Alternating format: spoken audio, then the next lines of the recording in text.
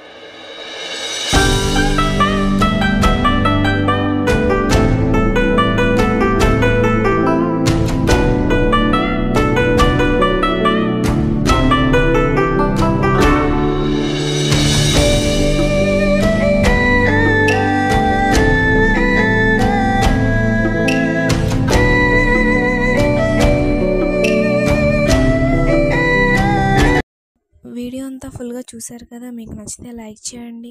మొదటిగా చూస్తున్న సబ్స్క్రైబ్ చేసి మీ ఫ్రెండ్స్ అండ్ ఫ్యామిలీ మెంబర్స్కి షేర్ చేయండి. Thank you for watching.